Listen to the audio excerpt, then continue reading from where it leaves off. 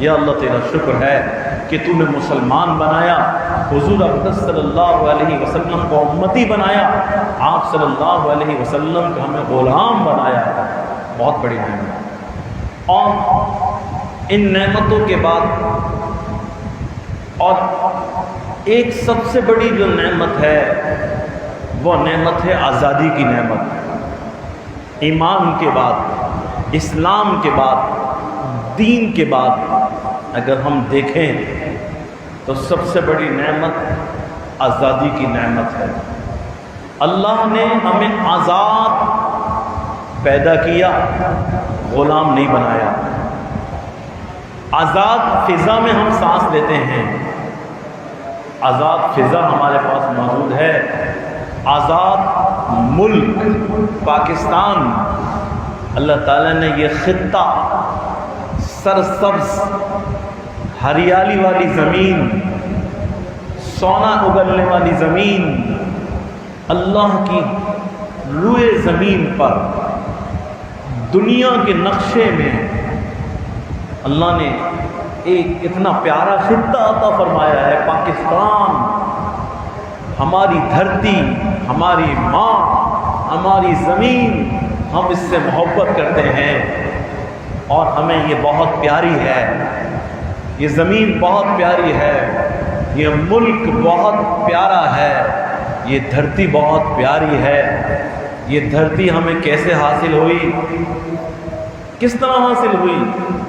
ہم اور آپ تو اس وقت پیدا ہوئے ہیں کہ ہم نے وہ زمانہ نہیں دیکھا، غلامی والی زندگی نہیں دیکھی۔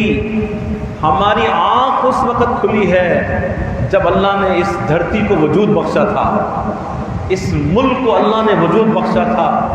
ہم اور آپ تو اس وقت آنکھ کھولنے والے ہیں، لیکن یقیناً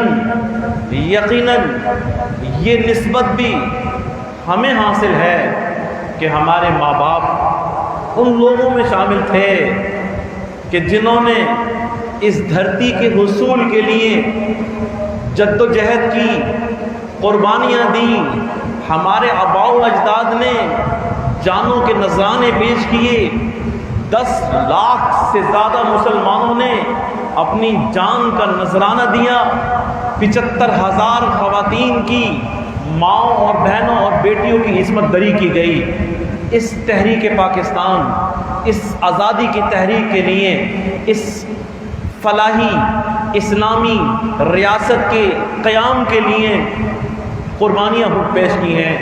خون کی ندیاں بہا کے اپنا تن من دھن، اپنی زمین، اپنا گھر، اپنے خون کے رشتہ داروں کو چھوڑ کر لوگوں نے ہجرت کی ہے۔ یہ ہجری سال کا پہلا مہینہ بھی ہے اور آزادی کی نسبت سے اگست کا مہینہ بھی ہے۔ اللہ نے اس مہینے میں رمضان المبارک کی 27ویں شب قدر، شب جمعہ بھی تھی، شب قدر بھی تھی، رمضان کی 27ویں شب تھی۔ اگلے دن 27 رمضان جمعۃ الوداع کا دن تھا۔ اس دن شمسی تاریخ کے اعتبار سے اگست کا مہینہ تھا، اگست کی 14 تاریخ تھی۔ اس 14 تاریخ کو شب قدر میں اللہ نے ہمیں یہ عظیم ملک عطا فرمایا، آزاد فضا عطا فرمائی، آزاد فضا عطا فرمائی۔ ایسے نہیں مل گئی۔ نوجوانوں کو، اس نئی نسل کو بتانے کی ضرورت ہے یہ ملک ہم نے کن مقاصد کے حصول کے لیے ہم نے یہ قربانیاں دی تھی، ملک کیوں حاصل کیا تھا، اس کی اساس کیا ہے، اس کی بنیاد کیا ہے اس ملک کی۔ یہ ہمیں بچوں کو، اپنی نسلوں کو بتانے کی ضرورت ہے۔ اور اس کو جو حاصل کیا ہے، کتنی قربانیوں کے بعد، کتنی بڑی قربانیوں کے بعد، خون کی ندیاں بہانے کے بعد، ٹرینوں کی ٹرینیں جب وہاں سے چلی ہیں، سکھ بلوائیوں نے، کوئی ٹرین کے اندر ایک مسلمان بھی زندہ نہیں پہنچا۔ ایسی ٹرینیں آئی ہیں اس ملک میں، ان کی لاشیں آئی ہیں اس سرزمین میں جب داخل ہوئے ہیں۔ قافلے مسلمانوں کے اپنے گھروں کو چھوڑ کر آئے تھے، اپنی زمینوں کو چھوڑ کر آئے تھے، اپنے کاروباروں کو چھوڑ کے آئے تھے، اپنے رشتہ داروں کو چھوڑ کر آئے تھے۔ ٹرینوں میں جب آئے راستے میں بھی ان کے خون بہایا گیا، جانیں قربان کر دی اس ملک کے لیے، لیکن ملک حاصل کیا ہے۔ کیوں حاصل کیا تھا یہ ملک؟ ایک نظریے کی بنیاد پہ۔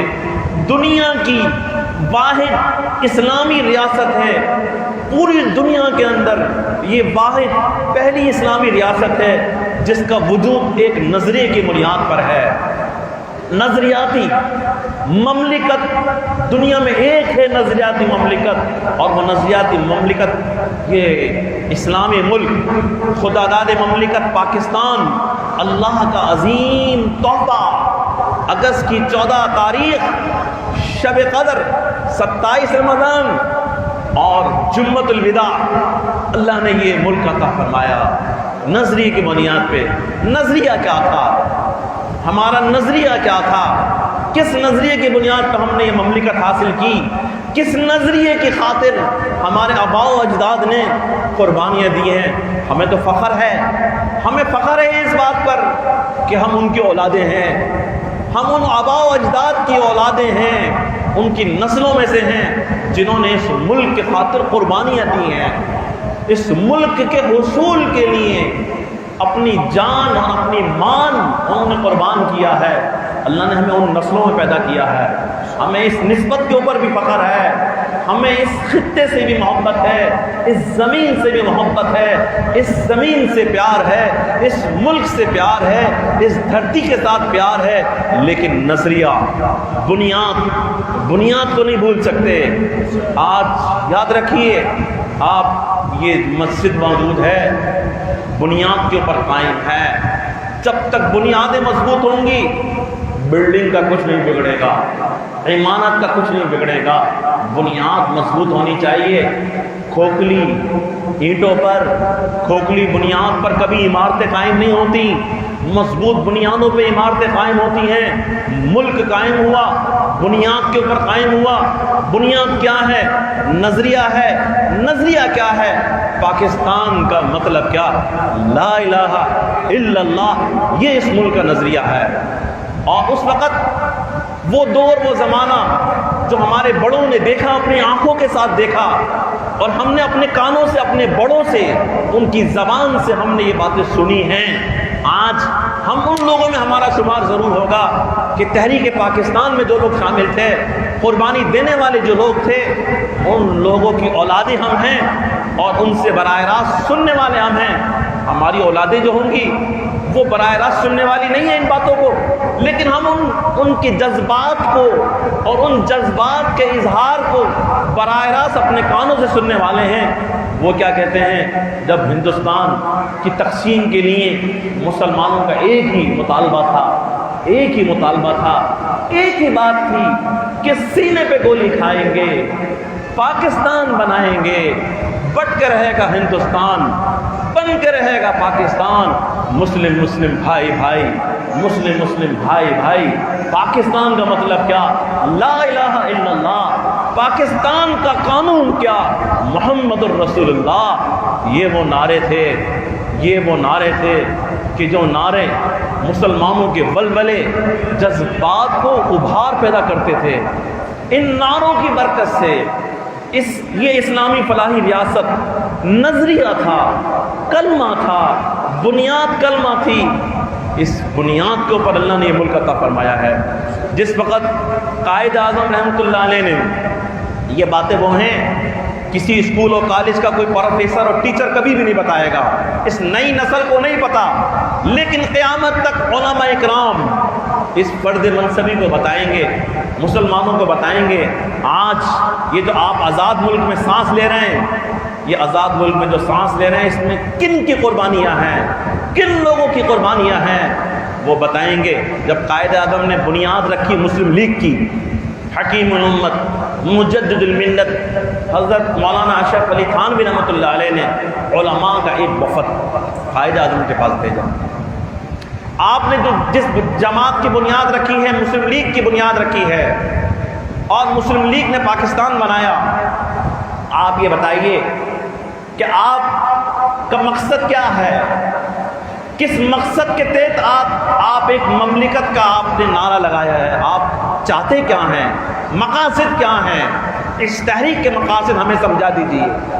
قائد اعظم سے یہ جا کے وفد ملا اور اس خدشے کا اظہار کیا۔ خدشہ یہ تھا کہیں ایسا نہ ہو کہ جس طرح خلافت عثمانیہ کا جو مرکز ترکی ہے، جو حال ترکی کا ہوا، بعد میں خلافت ٹوٹ گئی اور خلافت کو جو ہے 56 ٹکڑوں میں بانٹ دیا گیا، تو کہیں ایسا نہ ہو اس کے بعد آپ جس مملکت کا مطالبہ کر رہے ہیں، جس ملک کے حصول کے لیے تحریک چلا رہے ہیں، جس کی آزادی کے لیے آپ نے مسلم لیگ کی بنیاد رکھی ہے، تو کل کہیں ایسا نہ ہو اس کو آپ سیکولر اسٹیٹ نہ بنا دیں۔ آپ اس کو سیکولر اس کو قرار نہ دے دیں۔ اس ملک کو آپ کا مقصد کیا ہے آپ واضح کیجئے۔ تو قائد اعظم رحمۃ اللہ علیہ نے کیا جواب دیا؟ فرمایا کہ ہم جو ایک خطہ زمین کا مطالبہ کر رہے ہیں، اس کی وجہ یہ ہے کہ ایک نظریے کی بنیاد پر ہم یہ مطالبہ کر رہے ہیں۔ ہندو الگ قوم ہیں، مسلمان الگ قوم ہیں، ہندو اور مسلمان کبھی ایک نہیں ہو سکتے۔ ہندوؤں کا نعرہ کیا تھا؟ ہندو مسلم بھائی بھائی، اور ہندو مسلم بھائی بھائی تو کبھی ہو ہی نہیں سکتے۔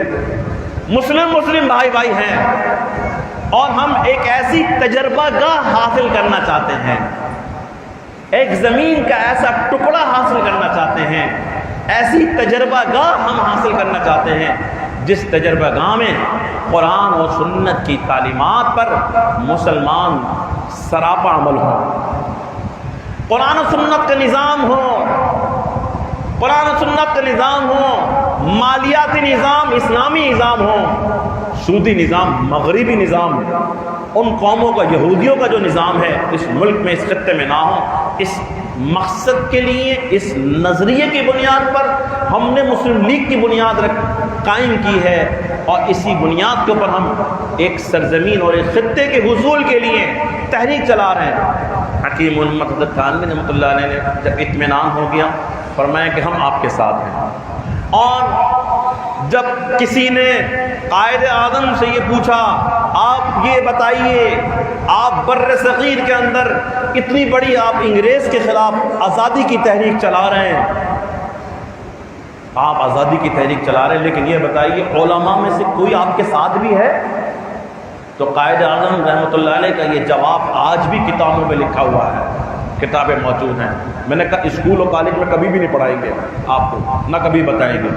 قائد اعظم نے یہ جواب دیا مجھے بر صغیر ہندوستان کے ایک ایسے عالم دین کی کہ مجھے ان کی رفاقت حاصل ہے، ان کا ساتھ مجھے حاصل ہے، ان کی حمایت مجھے حاصل ہے کہ اگر بر صغیر کے اندر ہندوستان کے اندر ان کو ترازو کے ایک پلڑے میں رکھا جائے اور پورے ہندوستان کے علماء کو ترازو کے دوسرے پلڑے میں رکھا جائے تو ترازو کا وہ پلڑا جھک جائے گا، اور مجھے حمایت حاصل ہے ہندوستان میں حکیم الامت مجدد الملت حضرت مولانا اشرف علی تھانوی کی اور ان کی جماعت کی اور ان کے علماء کی، وہ سب کے سب میرے ساتھ ہیں۔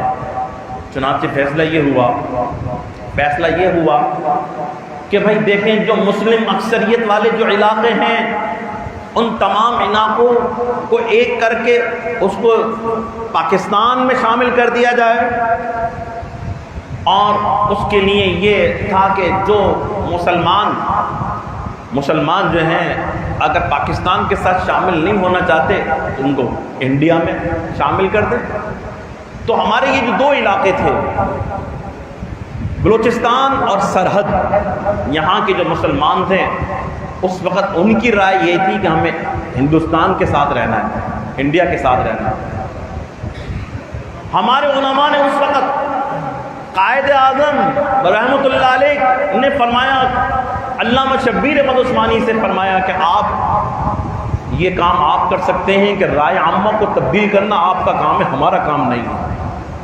تو مولانا شبیر احمد عثمانی رحمۃ اللہ علیہ، مولانا مفتی محمد شفیع صاحب رحمۃ اللہ علیہ، علامہ ظفر احمد عثمانی رحمۃ اللہ علیہ، حضرت مفتی محمد حسن صاحب امرتسری رحمۃ اللہ علیہ، یہ اکابرین، یہ بلوچستان میں سرحد کے انہوں نے دورے کیے، بڑے بڑے جلسے کیے اور لوگوں کو بتایا کہ یہ مملکت جو ہم حاصل کر رہے ہیں اس کا مقصد کیا ہے، نظریہ ہے، مسلمانوں کے لیے ایک آزاد خطہ ہے جہاں پہ مسلمان اسلام کی تعلیمات پر آزادی کے ساتھ عمل کر سکیں۔ اور آج الحمدللہ آج ہم اپنے ملک میں شاعر اللہ پر عمل کرنے میں بالکل آزاد ہیں، ہم پہ کوئی قدغن نہیں ہے، کوئی پابندی نہیں ہے۔ ہندوستان میں آج ہم سے دگنی تعداد میں مسلمان ہیں، ہم 22 کروڑ ہیں، وہاں تو 45 کروڑ 50 کروڑ مسلمان ہم سے ڈبل ہے۔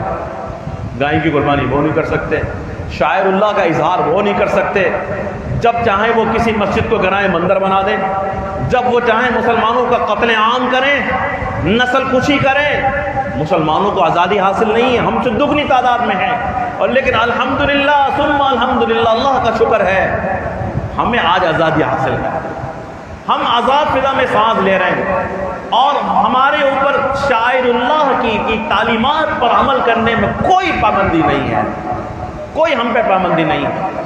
تو اس وقت ہمارے اکابرین نے دورے کیے سرحد کے، بلوچستان کے، اور ان لوگوں کی رائے عامہ تبدیل ہو گئی، ریفرینڈم ہوا، ریفرینڈم میں انہوں نے پاکستان کے حق میں ووٹ دیا اور بالآخر اس کی بنیاد کے اوپر یہ سرحد اور بلوچستان کا علاقہ پاکستان میں شامل ہوا۔ یہی وجہ تھی کہ اکابرین علماء دیوبند ان کی محنت، ان کی جد و جہد، قائد اعظم کے ساتھ تحریک آزادی میں علماء دیوبند کا جو کردار تھا، اس کردار کو قائد اعظم نے سلام پیش کیا، سراہا ہے۔ اب کس طرح سراہا ہے؟ آپ کو شاید اسکول کی کتابوں میں نہیں پڑھایا جاتا ہوگا کہ جب پاکستان کی پہلی پرچم کشائی ہوئی تو علامہ شبیر احمد عثمانی، آپ کو کیا معلوم کہ علامہ شبیر احمد عثمانی کون تھے؟ عالم اسلام میں شیخ الاسلام کا لقب ان کو حاصل تھا، شیخ الاسلام۔ اور شیخ الاسلام علامہ شبیر احمد عثمانی رحمۃ اللہ علیہ جو دیوبند کے سرخیل ہیں، ان سے فرمایا کہ کراچی کی جو پرچم کشائی ہے آپ دستے مبارک سے آپ کریں گے۔ قائد اعظم نے خود نہیں کی پہلی پرچم کشائی۔ علماء دیوبند کی دینی جد و جہد، تحریکی محنت اس جو رنگ لائی تھی، اس کی بدولت فرمایا کہ آپ نے پرچم کشائی کرنی، انہوں نے پرچم کشائی کی ہے۔ ڈھاکہ کے اندر جو دوسری پرچم کشائی ہوئی، علامہ ظفر احمد عثمانی دیوبندی رحمۃ اللہ علیہ، انہوں نے اس کی پرچم کشائی کی، دوسری پرچم کشائی ان کے دستے مبارک سے ہوئی۔ اور یہ قائد اعظم کی طرف سے برملا اس بات کا اعتراف تھا کہ علماء دیوبند کی محنت، ان کی قربانیاں، ان کی جد و جہد اگر مسلم لیگ کے ساتھ نہ ہوتی تو شاید یہ نتائج نہ ملتے جو نتائج اللہ نے عطا فرمائے۔ تو میں یہ عرض کر رہا تھا کہ یہ ملک ہم نے حاصل کیا ہے نظریے کی بنیاد پہ، کلمے کی بنیاد پہ، کلمہ طیبہ کی بنیاد کے اوپر حاصل کیا ہے۔ لیکن دشمنان دین ہر دور میں، ہر زمانے، روز اول سے اس خطہ زمین سے پوری دنیا کی جتنے بھی ملت کفریہ ہے، ساری دنیا کے کافر ہمارے دشمن ہیں۔ ان کو کسی سعودی عرب سے خطرہ نہیں ہے، کسی کو ان کو خطرہ ہے تو پاکستان سے خطرہ ہے۔ پوری دنیا میں اگر دین کی تحریکیں چل رہی ہیں، دین کا کام ہو رہا ہے، اس کا مرکز پاکستان ہے، اس کا مرکز پاکستان ہے۔ سب سے زیادہ پوری دنیا کے اندر، عالم اسلام میں سب سے زیادہ دین کا کام پاکستان ہے۔ تمام دنیا بھر کی دینی تحریک پاکستان میں، عالم اسلام کی نظریں پاکستان پر۔ یہ آزادی کی خوشی اور جشن صرف ہم نہیں، پورا عالم اسلام خوشی مناتا ہے۔ پاکستان، اور ہر مشکل وقت میں ان کی نگاہیں پاکستان کے اوپر ہوتی ہیں۔ ان کی بلاد حرمین سعودی عرب کے اوپر کوئی مشکل ٹائم آتا ہے، وہ سب سے پہلے پاکستان کی طرف دیکھتا ہے۔ پہلی دنیا کی اسلامی ایٹمی مملکت پاکستان، میزائل ٹیکنالوجی، دنیا کی مانی ہوئی میزائل ٹیکنالوجی اللہ تعالیٰ نے اس ملک کو عطا فرمائی۔ دنیا کی سب سے بہترین، طاقتور، مضبوط ترین فوج، سب سے مضبوط فوج جو نمبر 1 پر آتی ہے، اللہ نے پاکستان کو وہ فوج عطا فرمائی ہے۔ اللہ نے اس ملک کو ایسی چاروں موسم اس ملک کو دیے ہیں. ہمارے ملک میں ہر قسم کی نباتات موجود ہیں. یہ ہمارے ملک کی یہ خطہ سرزمین، یہ ہماری دھرتی، یہ سونا اگلنے والی دھرتی ہے. سوئی گیس یہاں پر ہے، انڈیا کے پاس سوئی گیس نہیں ہے. پیٹرول اور تیل ہماری زمین سے نکلتا ہے. سونا ہماری زمین کے اندر موجود ہے. چاروں موسم ہیں، ہر قسم کی سبزیاں اور پھل ہمارے یہاں پر ہیں. لیکن افسوس کے ساتھ 75 سال ہو گئے، حکمران اچھے نہیں ملے ہمارے. کیوں نہیں ملے؟ اس کی وجہ ہے، اس کا سبب ہے. اگر ہم نے اس کو درست نہ کیا تو شاید ہمیں ایسے مزید بھی جو ہے آئندہ بھی ہم جو امید لگا کے بیٹھے ہیں کہ کوئی ہماری نو کو پار لگا دے تو ہمیں نظر نہیں آتا. اس کی وجہ کیا ہے؟ قائد اعظم نے فرمایا تھا ہم ایسی تجربہ گاہ حاصل کرنے جا رہے ہیں جہاں پر قرآن و سنت کے نظام رائج ہو. لیکن آج صورتحال کیا ہے؟ ہمارا تعلیمی نظام بھی انہی انگریزوں کا بنایا ہوا نظام ہے. کیمبرج، آکسفورڈ کا نظام، بیکن اسکول، سٹی اسکول اور آغا خانیوں کے جو اسکول ہیں، اور ان اسکولوں میں پڑھنے والے ہمارے جو معصوم بچے، یہ آنے والی نئی پوت، نئی نسل، اسمبلیوں میں پہنچنے والے، اداروں میں پہنچ کر بڑے بڑے عہدوں پہ رہنے والے، جنہوں نے مملکت کا نظام چلانا ہے، وہ کون ہیں؟ وہ ہمارا ملک میں کوئی ایک تعلیمی نظام نہیں ہے، یکساں تعلیمی نظام نہیں ہے. غریب کا بچہ پڑھ نہیں سکتا، اور عمرا کے بیٹے پڑھتے ہیں تو کون سے اسکولوں میں؟ بیکن اسکول کے اندر، آکسفورڈ کا نظام تعلیم. اور اس کو پڑھنے کے بعد جب یہ اسمبلیوں میں جائیں گے، یہ قرآن و سنت کو نافذ کریں گے؟ یہ اسلامی نظام نافذ کریں گے؟ کبھی بھی نہیں ہوگا. تو یہ وہ سب سے بڑی خامی ہے. ہمارا معاشی نظام، ہمارا مالیاتی نظام وہ بھی سودی نظام ہے. اب جو تعلیمی نظام ہمارا اسلامی نہیں ہے وہ درست نہیں ہے. اور اس طرح اسکولوں سے پڑھ کر اور آکسفورڈ کی تعلیم حاصل کر کے یہ لوگ آگے جانے کے بعد تو کب یہ معاشی نظام کو درست کریں گے؟ کب سودی نظام کو درست کریں گے؟ یہ لوگ تو وہ ہیں کہ جو کہتے ہیں کہ سودی نظام پاکستان میں چلتا ہی رہے، اپیل میں چلے جاتے ہیں. کورٹ سے فیصلہ آتا ہے سود کے خلاف، یہ لوگ پھر اپیل میں چلے جاتے ہیں، پھر اپیل میں چلے جاتے ہیں. تو بھائی اس ملک کو اللہ نے سب کچھ عطا کیا، لیکن حکمران مخلص ہمیں اچھے نہیں ملے. اور نہ ملنے کا وجہ یہ کہ ہمارا تعلیمی نظام سب سے بڑی خامی ہے. ہمارا عدالتی نظام وہ بھی انگریزوں کا نظام ہے، اسلامی عدالتی نظام نہیں ہے. یہاں پر مظلوم جو ہے وہ پستا رہے گا، جیل میں پڑا رہے گا. جو سب سے بڑا بدماش ہوگا وہ جیل سے باہر آ جائے گا، اس کو رہائی مل جائے گی. جو قاتل ہوگا وہ چھوٹ جائے گا، اس کو باعزت بری کر دیں گے. اور مقتول کے ساتھ، اس کے ورثاء کے ساتھ انصاف نہیں ہوگا. یہ ہمارا عدالتی نظام، اس میں بھی خامیاں. آج 75 سال ہو گئے، ہم ان کو ایک ملک میں ایک کوئی عدالتی نظام نافذ نہیں کر سکے. ہمارا تعلیمی نظام اسلامی نہیں بن سکا. ہمارا معاشی نظام وہ درست نہیں ہے. نہ معاشی طور پر ہم استحکام ہے، نہ سیاسی طور پر استحکام ہے. ہر طرف سے جو ہے ہمارے ملک کے اندر جو مسائل ہیں، اور پھر اسی کی وجہ ہے کہ چونکہ ہم اپنی بنیاد کے اوپر، اپنے نظریے کے اوپر قائم نہ رہے. یہی وجہ ہے کہ ہمارا ایک بازو ٹوٹ گیا، بنگلہ دیش الگ ہو گیا. اور ان کی سازش اور پلاننگ کیا ہے؟ جب پاکستان نہیں تھا، جب ملک نہیں تھا، تو اس وقت ساری قوم ایک تھی، ایک قوم تھی. پہلے اس ملک کو جب حاصل کیا اس سے پہلے ہم ایک قوم تھے. ملک نہیں تھا، قوم ایک تھے. آج ملک مل گیا لیکن ایک قوم نہیں رہے ہم. آج ہم ایک قوم نہیں ہیں. ملک تو ہے، زمین تو ہے، مملکت تو مل گئی، لیکن آج ہم ایک قوم نہیں ہیں. لسانیت میں، عصبیت میں، ٹکڑوں میں، برادریوں میں، خاندانوں میں ہمیں زبان بندی میں اتنا جکڑ دیا، تقسیم کر دیا کہ آج ہم ٹکڑوں میں بٹے ہوئے ہیں. آج بھی ہم تبھی کھڑے ہو سکتے ہیں جس طرح اس ملک کے حصول سے پہلے مسلمان سب ایک قوم تھے، ایک قوم تھے. جب ہم ایک تھے تو ہم نے پاکستان آزاد کروایا، اور آج ہم پاکستان تو حاصل کر کے اس کا آدھا تو ہم کھو چکے ہیں، ٹکڑے کروا چکے ہیں، الگ کروا چکے ہیں. وجہ کیا ہے کہ آج ہم ایک نہیں ہیں. آج ہم ٹکڑوں میں بیٹھے ہوئے ہیں. ایک قوم اگر بنیں گے تب یہ ملک ترقی کرے گا، ملک آگے جائے گا۔ تو میں یہ عرض کر رہا تھا کہ بھائی اس نعمت خداداد پاکستان کی قدر کیجئے۔ آج بھی ان حالات میں، گئے گزرے حالات کے اندر بھی عالم اسلام کے لیے مرکزیت کی حیثیت حاصل ہے تو پاکستان کو حاصل ہے۔ اپنی دھرتی کو برا نہ کہو، دھرتی تو ماں ہوتی ہے، اپنی ملک کو گالی مت دو، اپنی زمین کو گالی مت دو کہ یہ ملک ختم کر دو، ٹکڑوں میں بانٹ دو، تقسیم کر دو، یہ نہ کہو۔ اپنے ملک سے وفاداری یہ ہے، اس کی مٹی سے محبت کرو۔ یہ ایسی زرخیز مٹی ہے، یہ کسی کو نہیں ملی جو اللہ نے ہمیں عطا کی ہے۔ چاروں موسم ہمارے یہاں پر ہیں، دریا ہیں، آبی نظام ہمارے یہاں پر ہے۔ کیسا اللہ تعالیٰ نے ہمیں جو ہے پانی کا نظام دیا ہے، کیسی اللہ نے نعمت ہمیں عطا فرمائی ہے۔ لئن شکرتم لازیدنکم، اگر تم شکر گزار بنو گے اللہ فرما رہے ہم تمہاری نعمتوں کو اور بڑھا دیں گے۔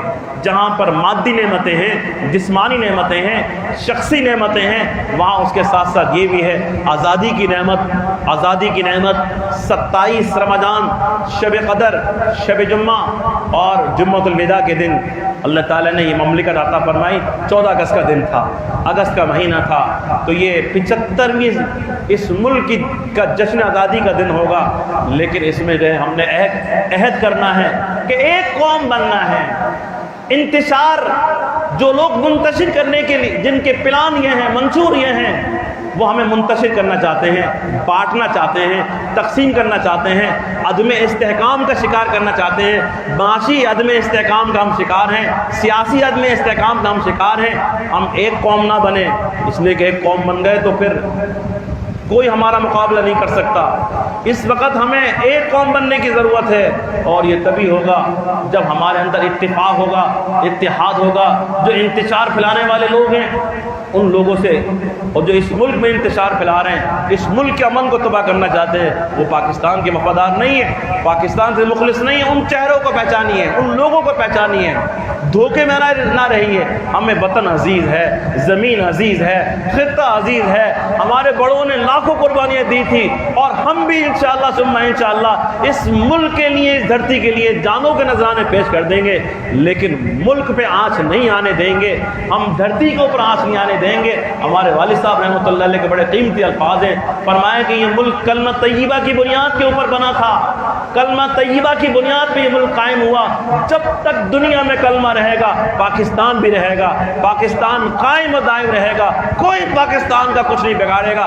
بگاڑنے والے آئے، ان کا بگڑ گیا، مٹ گئے، ختم ہو گئے، ان کا آج نام لینے والا کوئی نہیں ہے۔ لیکن پاکستان قائم اور دائم ہے، 75 سال ہو گئے الحمدللہ قائم ہے، اور قیامت کی صبح تک انشاءاللہ یہ ملک سدا ہمیشہ قائم اور دائم رہے گا۔ لیکن ہمیں ایک قوم بننا ہے۔ اللہ تعالیٰ مجھے ان باتوں میں، مجھے اور آپ کو عمل